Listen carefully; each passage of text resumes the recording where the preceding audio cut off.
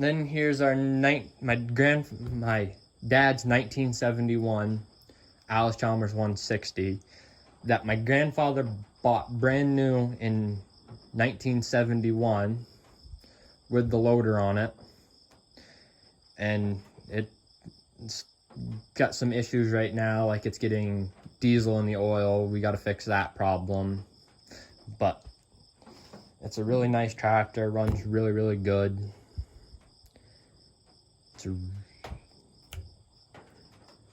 And this is my other grandfather that my D17 and CA came off of, 1944 C. It's a narrow front, as you can see. My grandfather was selling it and asked my dad if, you know, he knew the value on these tractors, and my dad said, yeah, I'll buy it, and I think paid $800 something for it. And then here's my dad's first tractor that he ever bought, I don't remember the year on this one, but it's a 1940 something C with the correct factory wide front, so it's a pretty rare gem. My dad just bought this back off of his uncle, which would be my great uncle. Then this is my dad's 1948 B. I think this is his second tractor he ever bought. I'm not sure. I couldn't tell you right off the top of my head, but this is his other tractor that he's bought. It come with a plow, a cutter bar, and a saw table. He really likes this one, and it's really a nice tractor. And here's my dad's recent acquirement. It's a 1964-65 Allis-Chalmers I-40 Industrial. And we don't really know a whole lot about these, but we just bought it, and the engine was supposedly stock. The guy put diesel fuel, not diesel fuel, ATF and acetone down the cylinders, and me and my dad weren't sure if it was going to be, if it was going to be a winter project, and we ended up getting it home on the trailer, and for kicks and giggles, my dad put a bar on it, and it turned over, so we had it running within the 2 hours of us owning it. But it's a real nice for what it is. And now these are weird tractors because instead of having your 1, 2, 3, 4 and a reverse on your shift lever over here, you got your 1, 2, 3, 4 on the shift lever, but this is your forward and reverser. But it's not like a typical forward and reverser where you can just pull it back and the tractor backs up. You have to come to a complete stop and pull it in reverse. But also, this lever does not have a neutral. It's got forward and reverse, and if you want neutral, you have to put this shift lever in neutral.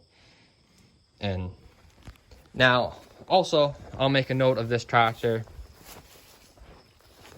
If you can look right there, it does not have a PTO, so it's kind of limited on what kind of 3-point hitch work you can do to the tractor, but we're still messing with it, getting the kinks worked out of it. And then last but certainly not least, well, actually not the last one, I still got one more tractor to go, but this is my dad's 1957 D14 that he bought off a guy that the guy's father bought it off of my great-grandfather new in 1957, and then my dad was looking for a tractor, I guess, to help out with the Alice B, because he sold that wide front end C because he kind of messed around with hay a little bit, and he used this, and so my dad bought it off the guy, and a few years later he actually married my mother,